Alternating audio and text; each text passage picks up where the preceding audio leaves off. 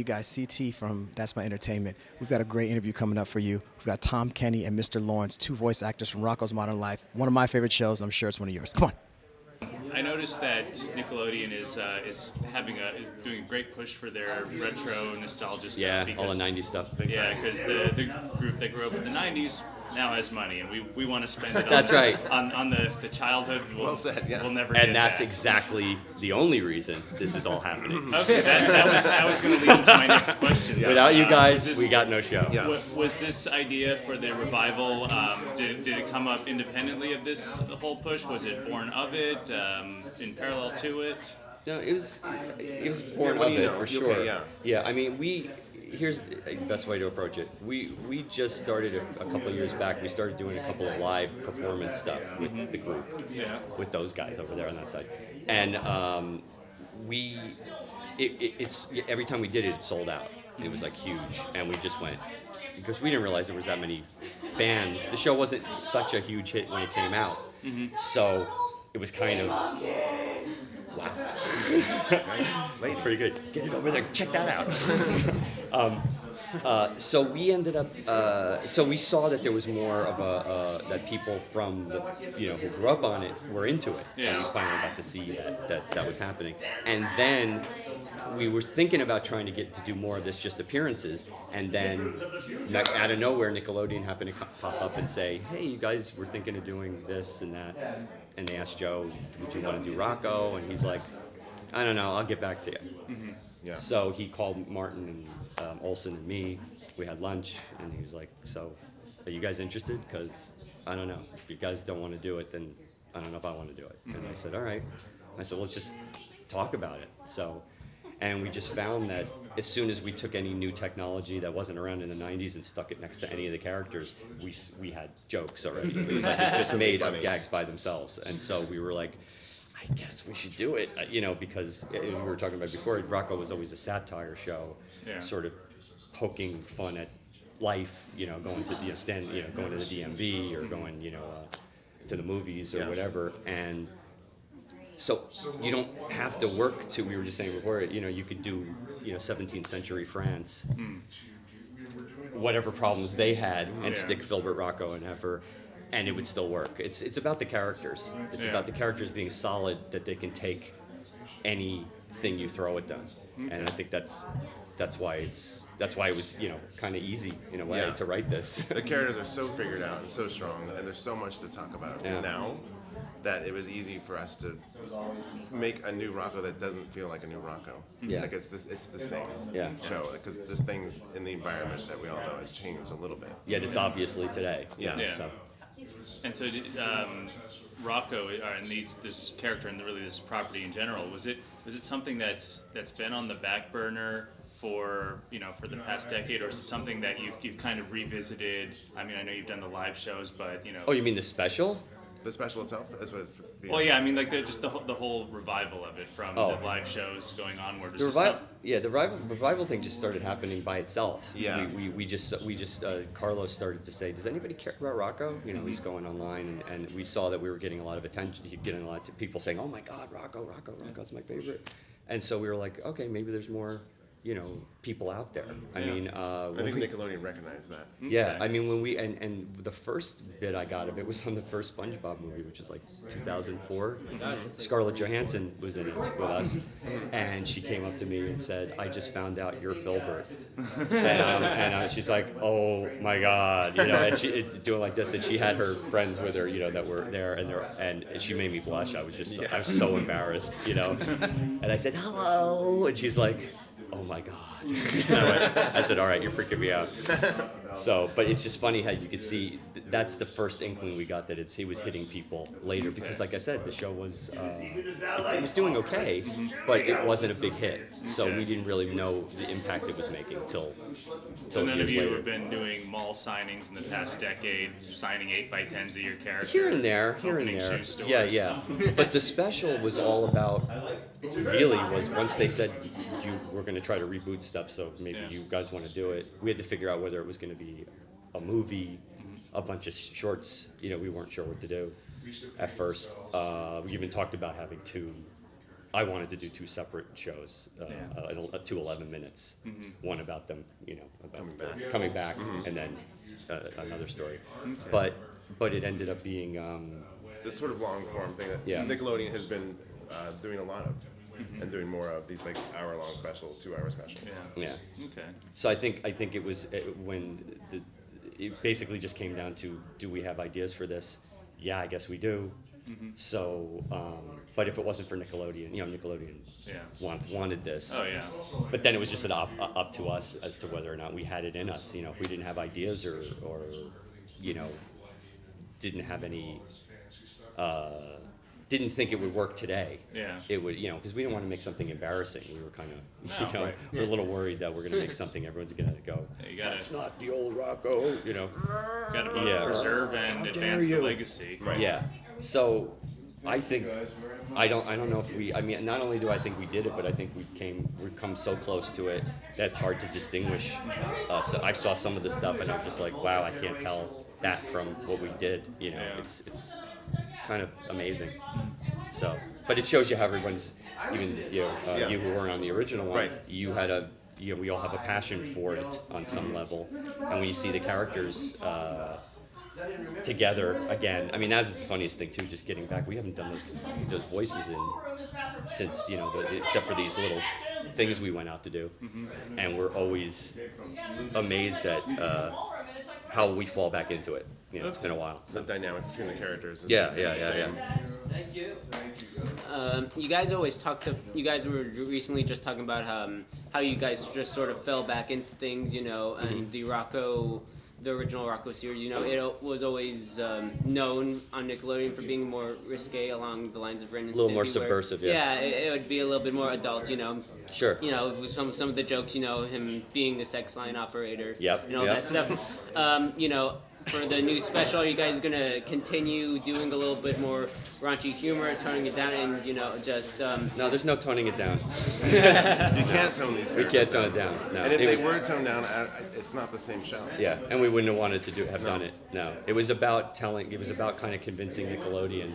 When we gave the treatment in, they were like, okay, this is out, you can't do this, and we went, that's the show, that's what we would have done. Sure. So we have to do it that way, otherwise the fans will hate it. I said they won't be on board. And so they thought about it for a week and came back and said, all right, okay, we're on board too. And then we said, okay, we're not trying to shock you. We're not trying to make everyone, we're not trying to piss people off. We're just trying to be funny. So will Rocko be eating at the choky chicken or the chunky chicken? No, it's a no choky. comment. It is Slip choky. up? Oh man. Sorry, but things have changed. There is such a long story on Things the have choky changed. chicken, chubby chicken. Yeah. Which I may not have time to tell here. Yeah. No, it's not about the special. It's just about the past of that. I know. As There's far a as the history of special, that, the choky chicken. After its long history is still in O-Town. It's a little different than it was 20 years ago. You'll see what it is. Okay. Oh my goodness. And so, you guys talk about easily falling back into the characters, and I was just wondering, was there anything about this special that was difficult to pinpoint at one point or another? I don't know. Pinpoint as far as storytelling or the characters? Storytelling, characters, just that in general. I think the characters are always there. They're so solid. These guys figured out those characters. But fine-tuning the story that took us, I don't know, we were working on it for about 8 weeks or something. Every week we were working on it together, just trying to get it together so that the network would approve it. And then it was handed off to me and the board artists. And they boarded all of it. And because it was premise driven, we were able to finagle it and turn things around, like the original show, which was premise driven. So it's not just relying on like a sitcom script that we have to shoot. So the jokes developed even more in the hands of board artists like myself. Yeah. And I drew the fat heads. Yeah. And the fat heads are. I got to do some drawing again. Yeah, that was fun. And Doug's fat heads are a big part of the product. Yeah. Do you remember the fat heads? Yeah. So, speaking about your background as an artist, That's how I The started. first Filbert was his first appearance, unnamed, sort of as a background character. Yeah. Did you That's kind right. of push? What did you kind of push? Like, Yeah. hey, maybe we should do some more. Yeah, of I this got the part. as, like, a Yeah, writer, as soon as or- I got the part, that became the running joke. Oh, Doug wants more Filbert in the show. And I said, no, I really think they're the Three Stooges. I think we need those three guys together. And the more we used Filbert in the dynamic, the show got more complex, I should say. And it got more interesting, and the three of them together. Then you could pair off Filbert and Heifer together by themselves, and you could use them together. But yeah, Filbert wasn't me. It would have been if they had found someone else. They had been looking for months, and they couldn't find Filbert, and I just stuck my tape on the play. Yeah, I just did that, and they didn't know it was me, and they said that, and Joe goes, that's him, that's the guy, and he goes, and they went, who is it? Who is this guy? And then they said, it's Doug, and they're like, he goes, oh, can he do that? Can he do the voice and write and direct the show? And he asked me, he says, you okay? Can you do that? Is it okay? Can you still do that and keep your deadlines and everything? It's like, yeah, I think so. So that was my SAG card. I mean, that's how I got into voices was by accident. But I've been a performer before that, so I was ready to do that. I wanted to, And what's your exciting. favorite line to deliver as Filbert? What was your favorite? I'm nauseous. I'm nauseous came from Steve Hillenburg, creator of SpongeBob. Had an episode that had it was a flashback, and it just showed Filbert as a little kid on a swing going back and forth, and he goes, he has to say something here. What does he say? And it was like what is instantaneous, just falls out. You just go, oh, he's nauseous, probably. I'm nauseous, and it was just like, that became a stupid thing we kept using over and over again. But that's how things happen sometimes. Look at that guy. They said, where do you want to sit? And I said, right there. You should have started asking Just questions. to weird them out. You should have said, so, Do you have any questions, sir? yeah.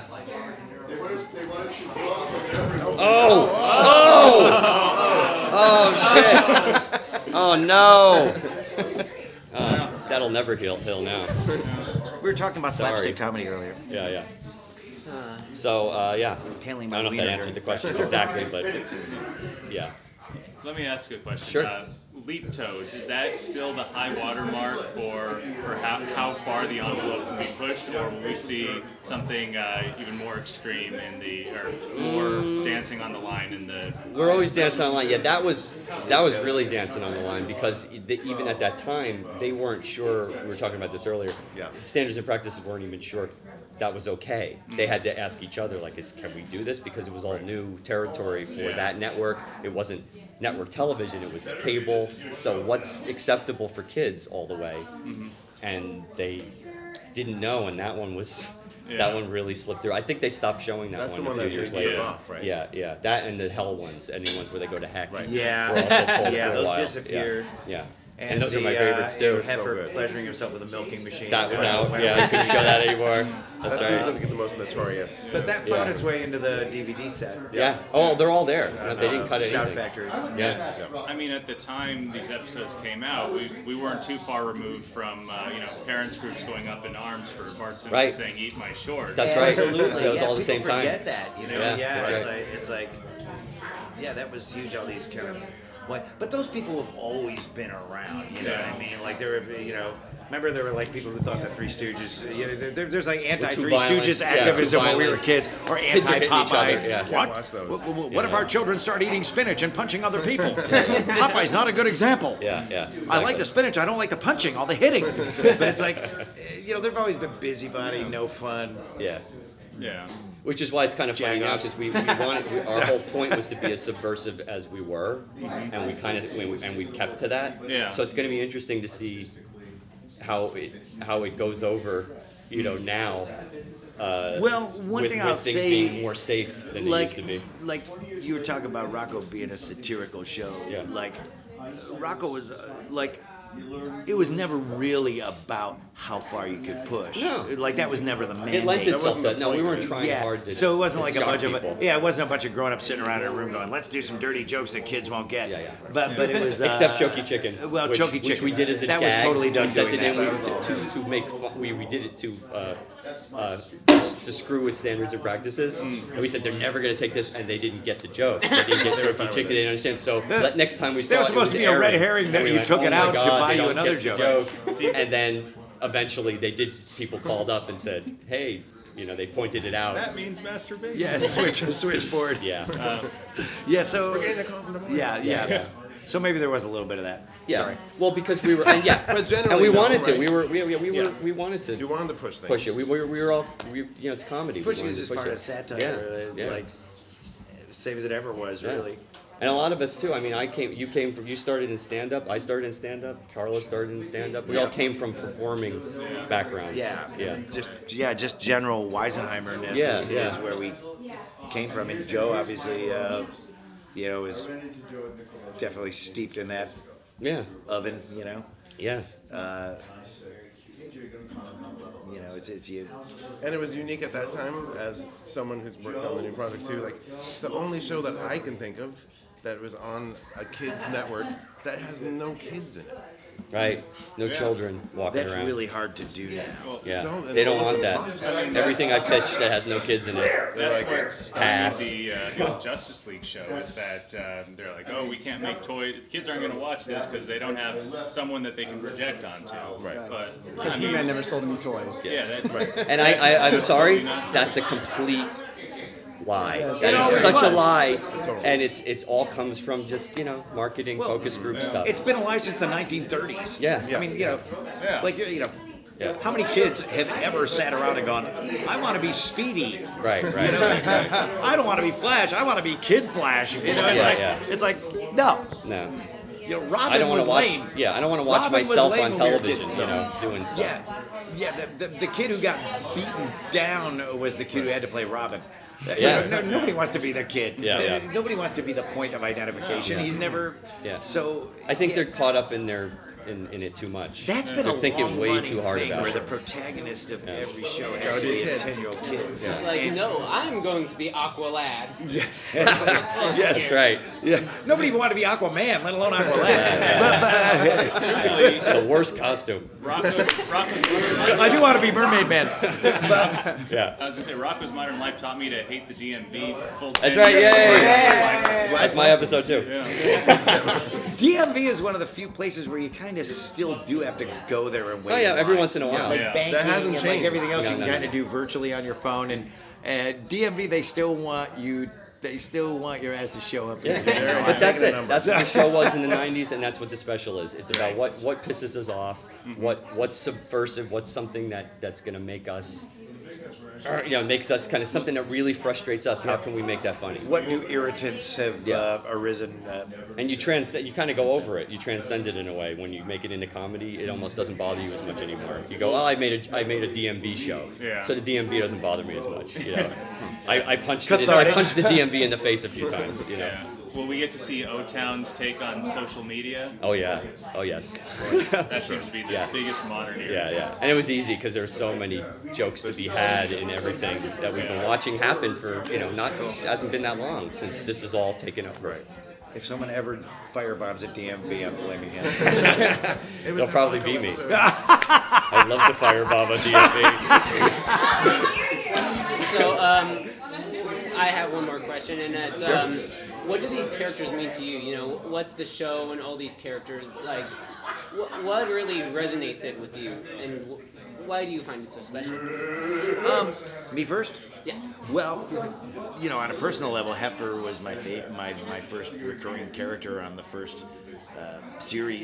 My first series. I had done piecemeal voiceover stuff before, but Heifer was like and Rocko were my first gigs where it was like, wow, this is ongoing and it's on for a couple of seasons and you get to be this character and it's not inheriting a character from somebody else that you're voice matching something that You're not some imitating old someone. guy did. It's like, so that was really special for me, and it was the first time that I was in that setting of working on an animated series in a room with a bunch of voice actors clowning around the way that I had always daydreamed about when I was a kid. Like, and it was exactly like I had fantasized about it. You know, like I think I don't know about the animation end of things as much as Doug does, but you know, with voiceover, it's probably one of the few jobs that actually is as fun as you think it thought it would be. Yeah. You know, if a kid wants to be a fireman, he's like, wow, that was fun until I fell through the roof, and now I'm a quadriplegic. Right. But you know what I mean? If I want to be an astronaut, you're like, okay, I'm shitting in my spacesuit. That's not fun. But it's like. Voiceover, it actually is. Right. It really is fun, and it's and that's what people ask me all the time. They're like, I do a lot of things in the, I do a lot of different jobs, but that's the one that I don't have to worry about it. I don't have to like think too hard. I know it's going to be fun when I get there. I know we're going to have a ball. Yeah, I do worry about it and overthink it, but I think that's just a personality flaw of mine. I go up, I read every storyboard, I read every script, like more than most of the other voice actors do. Well, you have to. So. On other shows. Not so much SpongeBob, but like you're other. directing the sessions. But well, on SpongeBob, but just other shows are like, you don't really have, No, we want to get just because I worry I worry about looking bad or screwing up. No, that's true. Because we also a lot of our shows are bent on both of Rocko and SpongeBob. It's bent on emotional. The humor's coming from emotional places, so it's the extremes of emotions are being hit all the time, and that's something we're trying to do in the acting is to make it seem like it's actually happening to us and not just reading lines. So we really get. We act like we're in that space. If we do it, we start doing it. We start running. We start. It's character stuff, and it's it's really stylized, heightened acting. Like it's not like being in a Merchant Ivory film or something. No. But and we get more that we don't. It's not on stage, so we can do. But you really do. Yeah, you really do.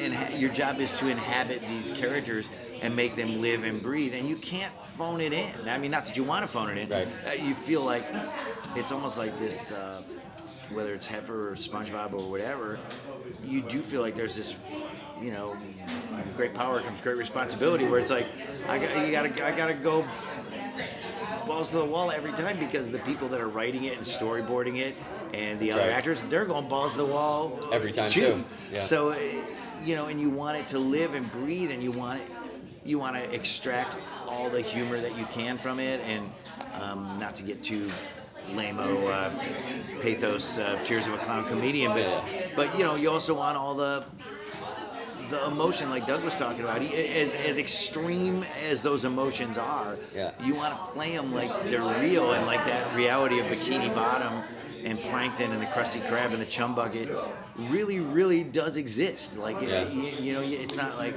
Well, we put ourselves in those positions. Every bad job we have, we put ourselves in that position and say that's... I can relate to that. When we're crying, I mean, it's the thing, I know it's funny and it's silly, and even if Plankton's having a crying jag or SpongeBob's crying, we know it's funny. We're doing it to push it to be funny, but we also... it's stupid to say, but it's true. You feel it for a moment. It makes it sound like when you cried at pretentious something douchebags. for real. That comes into your head. If you're angry at something, your anger at something comes right in the front. If you can make yourself sad, that way. Yeah, and I can always tell the difference, and my kids can tell the difference when it's a voice actor doing what Doug is describing, and when it's whatever, like a celebrity reading out loud. Right, just doing his part. Just reading stuff up. Hey, I've got to be back on... That's right. I'm filming Mission Impossible 27 in Budapest, and I got to be on a plane. Yeah. It's like... There's a real difference to it. It's a weird, kind of stupid skill set we have, I'm proud of it, but it's also... I don't really know where else it's applicable except this, But I'm proud of it. I better be. It's all I got. It's good for getting a taxi. It's really all I got. I don't have any plan B. I never did. I guess I'll just have to go back to my brain surgery career. But yeah, exactly. Like we were saying, we kind of got into this pretty young. You too, I'm sure. Yeah. And Cosmo, and it's kind of like no plan B helps you push harder. Like if you have nothing else, no net. Yeah, and you're also, we talk about, like, you look at all the people we were growing up and teenagers, you know, when we were teenagers in our hometown, all the people cutting meat and working on assembly lines, you know, putting, you know, putting cars together, and you just go, I gotta get the hell out of here. I gotta figure something out, or that's me. Speaking of growing up, I heard or I read that you grew up with Bobcat Goldthwait. I did. Yeah. Can you do impression of it? I do not. I may be one of the few people that doesn't do a Bobcat impression, but I talk to him all the time. I just talked to him the other day. Me Yes. and Mark something in the really water wanna- there. we keep talking about trying to get him on the show. I've got an idea. Yeah. Oh, you do? Yeah. Great, because we've Yeah. been talking. We keep saying, Yeah, can we I've get got an Bobcat idea. on the show? I've got an idea. Yeah. And I to think have that to be a friend yeah. of SpongeBob's or something. Yeah, I've got it. Yeah. Because I know what'll be his comfort. We should zone. talk- we should But talk yeah, him about and I it, talk yeah. all the time. We work all the time. You know, he's one of my best friends. We've known each other since we were 6 years old. And That's yeah, so my cool. band just played at his 55th birthday party. That's awesome. Great. Yeah. Cosmo, if you take just a couple minutes, just tell us how you came to the project. Like from I know you're from Nickelodeon background, but how'd you come to this? You're from a Right, lot so- of places. Good I'm question. from all over the place. I met Joe at Cartoon Network working on Camp Laszlo, and that was my first storyboarding job. Which we were on too. Yeah, and that's how I met them as well. So I was storyboarding on that and writing for those characters. Yeah. Lumpus and Edward. And he liked my work. I bring like a musicality to a lot of the stuff I do. Because I'm a real fan of like early Fleischer cartoons, which everyone is, but I'm really honed in on that.